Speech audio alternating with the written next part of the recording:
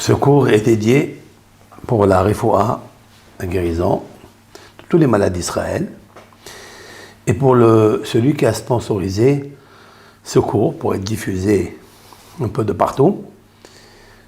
J'ai nommé la famille Gage et la famille Guetta pour la réussite de leurs enfants, pour la guérison de Anna, Hannah, Bat Esther.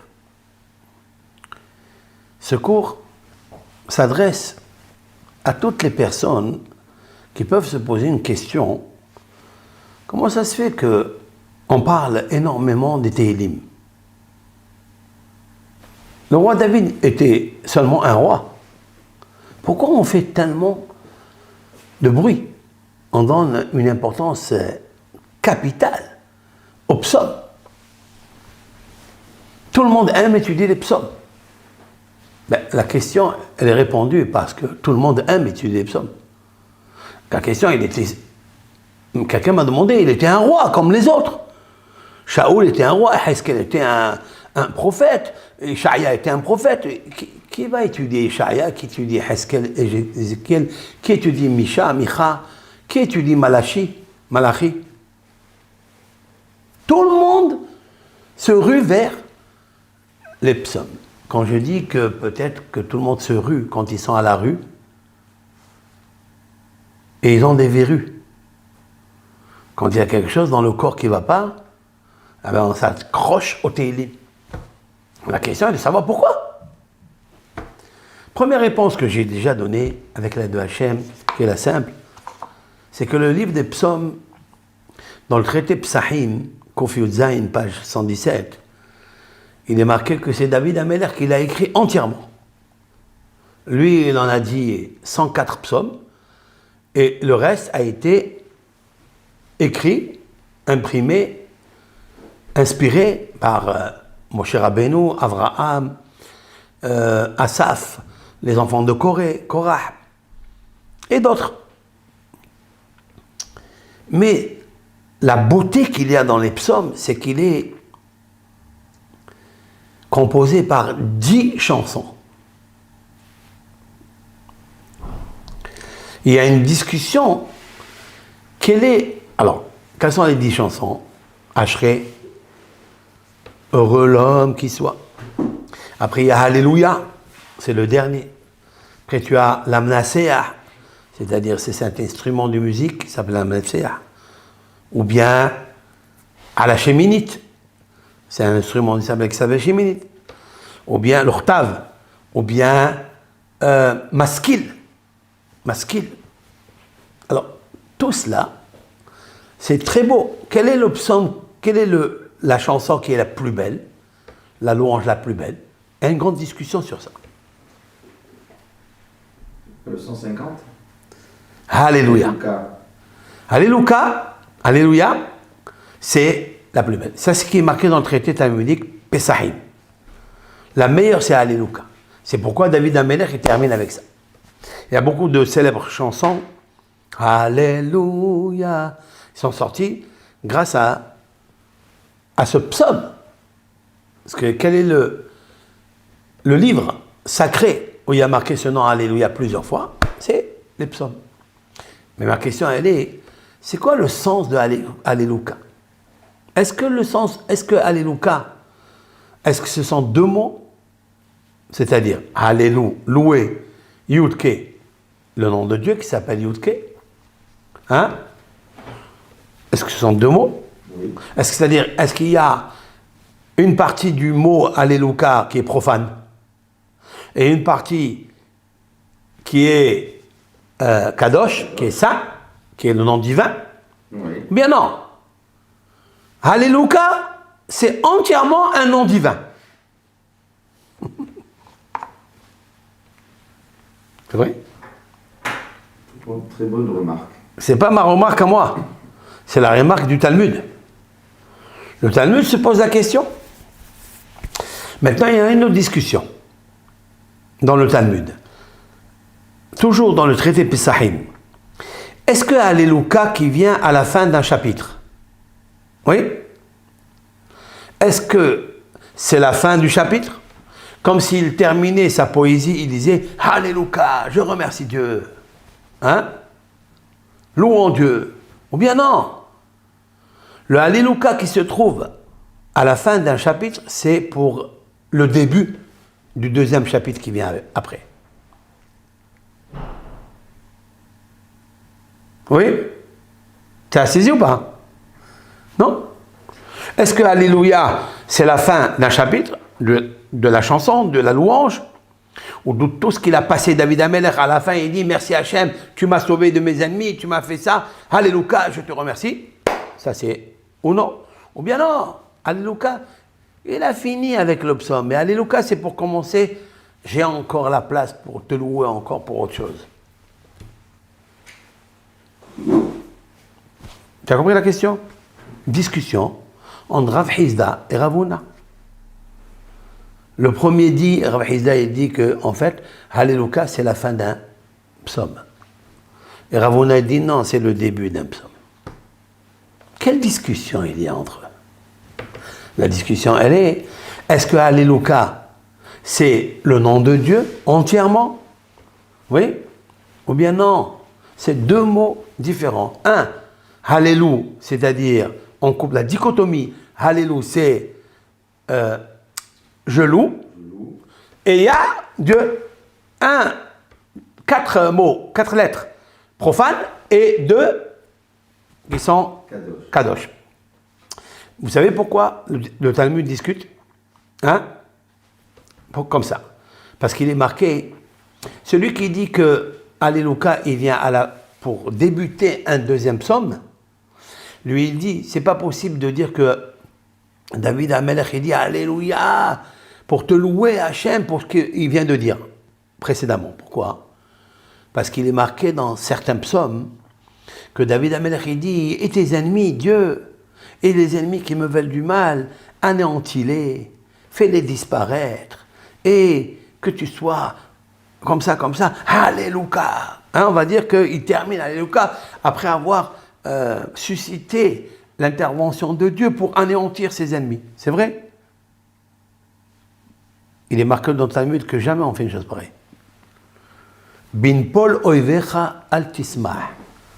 Ubhikashlo al yagel libecha. Le roi Salomon a dit dans les Proverbes, lorsque ton ennemi tombe, ne sois pas content. Et lorsqu'il chute, ton cœur ne soit pas réjoui.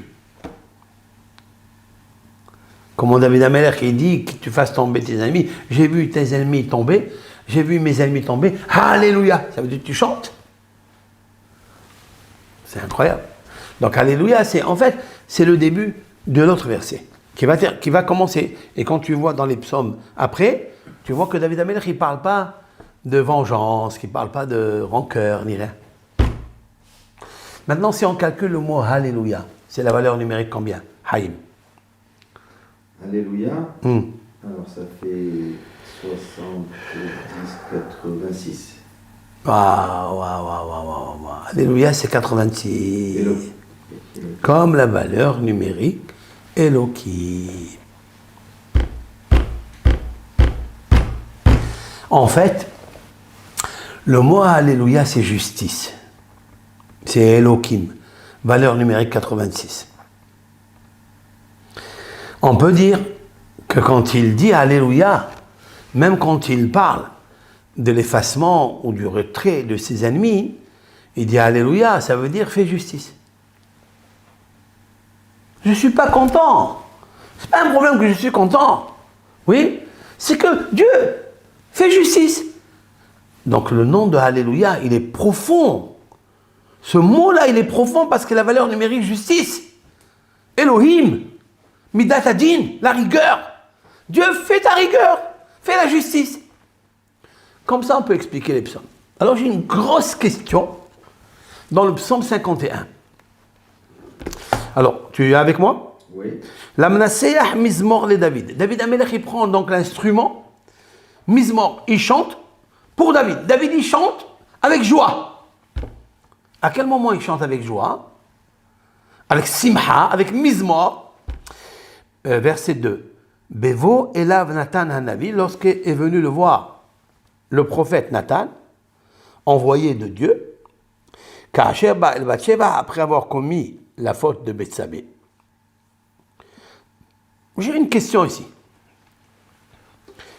Dis-moi, Oui. si Dieu préserve, tu es tranquille dans ta maison, tu es en train d'étudier, et il vient le prophète de Dieu, et il te dit, tu as fauté. Tu as fait une faute grave. Et surtout que le roi David s'écoute réprimandé par Nathan, le prophète Nathan, où il lui dit, c'est un riche, il a 1000 brebis. Et le pauvre, il a une brebis. Et le riche, il va et il vole la brebis du pauvre. Quelle punition, quel châtiment on fait à cet homme, à ce riche? Il lui dit, il ne mérite pas de vivre. Il ne mérite pas de vivre. Elle lui a dit, c'est vrai. Alors il lui dit, le verdict que tu viens de dire, c'est toi. Nathan a dit, c'est toi. Ça veut dire quoi? Ça veut dire que tu as 1000 concubines, toi le roi David. Tu as 18 femmes et 1000 concubines. Tu es riche dans ce domaine. Et tu vas prendre Bethsabée, la femme du pauvre, Uriah Hittite. Qu'est-ce qu'il dit David Améler? S'il te plaît, gracie-moi, pardonne-moi. Verset 3. Il lui dit, alors la traduction c'est quoi? Hein? Aie pitié de moi. Prends-moi en pitié, ô Dieu, dans la mesure de ta bonté, selon la grandeur de ta clémence, efface mes fautes. D'accord? Qu'est-ce que ça veut dire? Alors pourquoi alors il a dit en haut, l'amnasé ahmizmor les David? Est-ce que quelqu'un qui se voit reproché par le prophète, il est content, il dit l'amnasé, je chante à Dieu, je suis content, je chante à Dieu? On dit pas ça. On ne dit pas ça. Après, on se fait petit. On se fait petit. Et en plus, c'est quoi cette joie-là? C'est quoi cette... Il prend l'instrument musical, il commence à chanter. Nous, si quelqu'un nous dit, tu as fait une faute, on le prend, on le jette. On peut même lui donner une claque. Hein? Exactement. Et David Améler, qu'est-ce qu'il fait? Il prend son instrument, il dit, ah, quand il est venu, Nathan a vu me faire le reproche, eh bien, je chante à Dieu, merci. Ça, d'accord? Et tout le psaume qui est magnifique, dans David Améler, il cherche à avoir la paix, la joie dans ses os, parce qu'il pense qu'ils sont écrasés. Il demande à Dieu, je suis prêt à tout faire, mais pardonne-moi ma faute. D'accord? La réponse, elle est comme ça, elle est écrite dans le livre du commentaire de Maharam al-Shir. Maharam al-Shir, 16e siècle, au temps de Harizal, il est enterré d'ailleurs juste à côté, dans le cimetière de Sfat, à côté de Rabbi Haim Vital. C'était d'ailleurs Maharam al-Shir, c'est lui qui est le Rav, qui a donné l'approbation de Rav à Rabbi Haim Vital. Et dans le Harizal à Kadosh, il rentrait dans son cours. Il explique sur le commentaire des Tehillim quelque chose de magnifique. Il dit, on voit de là pourquoi David il n'est pas comme les autres rois. Pourquoi David il mérite? Parce que quand il a entendu que Dieu l'a envoyé le prophète Nathan pour lui faire un reproche, il a dit, waouh, merci Dieu qui m'a fait que le reproche. Parce que si déjà Nathan il vient pour m'avertir, donc je peux faire teshuva. Je peux revenir à Hachem. Parce que les reproches que Dieu t'envoie, ce n'est pas une punition. C'est une bonté. Et si c'est une bonté, alors je fais teshuva. Et c'est ça qu'il dit. Pardonne-moi mes fautes. Par ta grâce, pardonne-moi mes fautes. Parce que je sais que tu es toute source de grâce. Alors il a pris l'instrument musical, il dit, merci, je suis content. Qu'est-ce qui nous arrive à nous? Que quand on a des soucis, on est comme ça, abattu. On a perdu. Mais tous les soucis qu'on peut avoir, ce sont des Nathan qui viennent. C'est des messages. C'est des messages de prophètes qui viennent. Aujourd'hui, il n'y a pas de prophète, mais Dieu t'envoie des signes pour avoir une consigne. Et que tu signes la vie dans ce monde et dans l'autre. Et nous, qu'est-ce qu'on fait? Tanjaf. Zaf en arabe, ça veut dire on se met en colère. On n'est pas bien, on est abattu, on est mchennef. Waouh! Il dit le Maharam al-Sheikh, Rabbi Moshe al-Sheikh, 16e siècle, dans Torah de Moshe, dans son livre qui s'intitule Torah, la Torah de Moshe, parce qu'il s'appelle Moshe Alshek. Hein? Il dit non, regardez comment David Ameler, il dit, tu regardes Hachem, tu m'as comblé de joie et d'allégresse. Comme ça, il dit le Maharam Alshek. D'accord?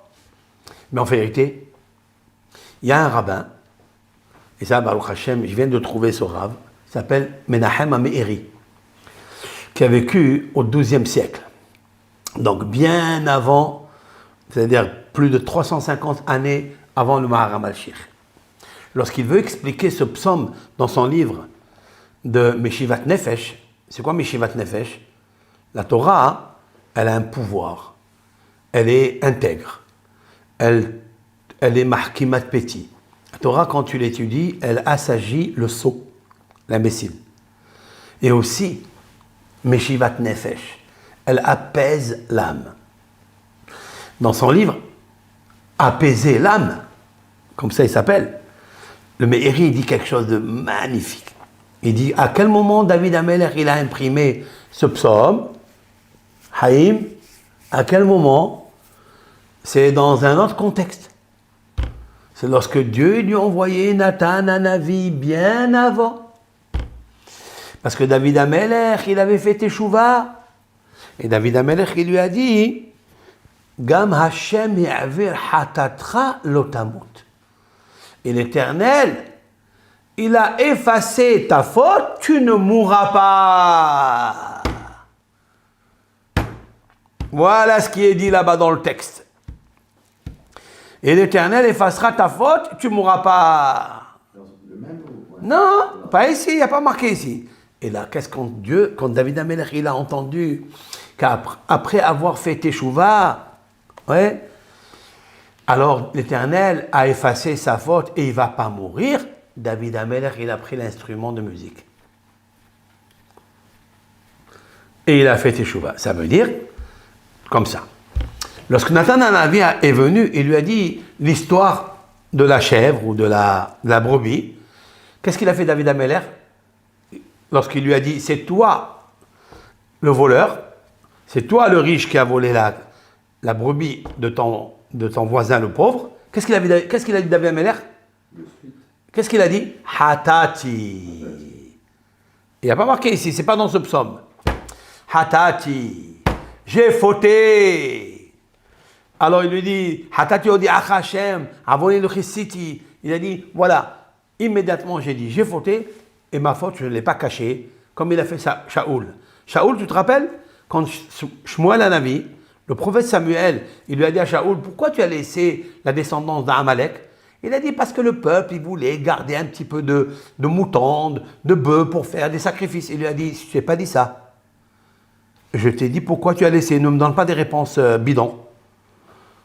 La deuxième fois, hein, il a dit, Hatati. Quand Dieu lui a dit, eh ben Dieu, il ne veut plus que tu sois le roi d'Israël. C'est là où il a dit Hatati.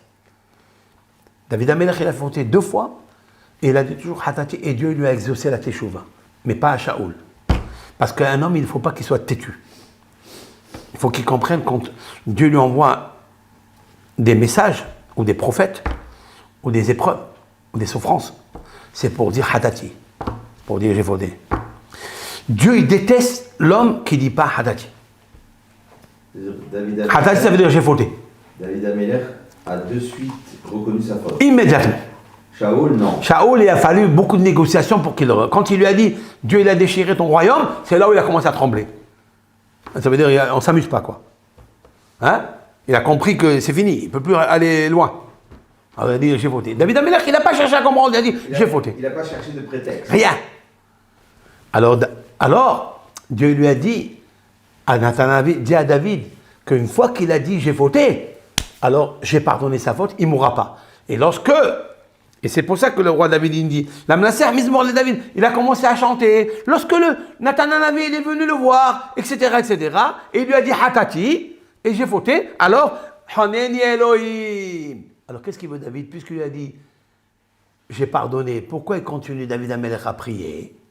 Et il dit s'il te plaît, gracie-moi, etc. Hein? Puisqu'il lui dit je t'ai pardonné et tu ne fautes pas. Qu'est-ce que tu réponds, Haïm? Puisqu'il lui dit, ça y est, je te pardonne la faute, tu ne vas pas mourir. Qu'est-ce qui continue David dans le verset 3? Pourquoi ça y est, c'est fini? Il lui a pardonné. Réponse. Rabbeinu Yonah Gerundi a dit, je termine. Rabbeinu Yonah Gerundi, le classique, le Sha'aret Tshuva, les portiques de la Teshuvah. C'est un rabbin du XIe siècle, temps de Maïmonide, XIIe siècle, au début. Il a écrit le classique Sha'aret Tshuva, les portiques. Il était un rabbin d'Espagne, en Gironde d'Espagne. Hein? Il a dit, le Baal Teshuvah, même si Dieu lui pardonne les fautes, il faut qu'il continue toujours à laver la faute, à laver son âme. Il faut qu'il demande à Dieu de le gracier, de lui effacer, de prendre la lessive de la Teshuvah et d'effacer la tâche, et d'effacer, de prier tout le temps. Hachem, aide-moi, même s'il lui dit, je t'efface la faute, je te pardonne, et tu ne vas pas mourir. Mais il ne veut pas que ça, il veut aller plus loin. Pourquoi? Parce que le tzaddik, il sait qu'il est possible que l'Éternel, il te pardonne ta faute, mais il ne veut pas de tes prières. Il ne veut pas de tes sacrifices. Il te pardonne, mais il tourne le dos. Dis-moi. Il dit Honeni, ici le matok mis des vaches. Oui. Bematanat hinam. Oui, alors ça va. Alors, qu'est-ce qu'il veut? Elokim kahazecha bemidat ahesed shelcha. C'est quoi, oui? Mehokna et pesha'am. C'est quoi Mehokna et Pesha'am? Il lui a pardonné? Efface-moi. Pourquoi? Mais il lui a... Plus d'empreintes, de souvenirs de ce péché. Et pourquoi? Parce que s'il y a encore le souvenir du péché, c'est comme le souvenir de deux camarades qu'ils étaient très amis, et après ils se sont fâchés, et après ils se sont demandé pardon, mais ils ne s'invitent plus. Il faut oublier complètement la... Mais il faut que tu oublies complètement, et tu m'invites à ton palais, tu m'invites à ta table, tu m'invites à ton mariage, et tu m'invites que tu pardonnes tout. Avec le sourire, je suis avec toi, que tu reçois mes prières. Des fois aussi, peut-être que le pardon s'accompagne d'une souffrance. Là, il demande, même cette souffrance, je ne la veux pas. Aie pitié de moi, Hachem. Efface-moi complètement. Et bon, ça, il va le dire à la suite, parce qu'il le dira à la suite. Tagelna atzamot dikita. Il dit, réjouis mes os, dikita, que tu as écrasé. Qui a écrasé? Dieu écrase quelqu'un? Dikita, tu as écrasé. David Amelech, oui, quand Dieu il se sépare de moi, comme tu n'es pas avec moi, ta lumière elle est très loin, tu ne me dis pas bonjour, tu ne me fais pas des signes comme quoi tu m'aimes, mes prières, je ne sais pas si elles montent en haut. Alors mes os, elles se morfondent et elles s'ouvrent. Alors, s'il te plaît, ramène-moi la joie dans les os. Donc tout ça, c'est grâce à la Teshuvah. Donc on voit de là, même si Dieu il pardonne, ça ne suffit pas. Il faut qu'il devienne camarade, il faut qu'il devienne mon copain. Comme il a dit David Amelech dans le psaume 23, Mizmor le David Adonai Ro'i lo ihsar. Tu es mon compagnon et mon ami. Je veux que tu restes mon ami. Je ne veux pas manquer de rien du tout. Alors nous aussi on doit apprendre. Surtout à Shavuot, le jour de l'anniversaire de David, le jour de la mort de David. On va parler beaucoup de ça, de ces psaumes extraordinaires. Donc ce n'est pas un roi comme les autres. Et j'expliquerai d'autres réponses avec l'aide de Hachem bientôt. Bracha ve'aslaha.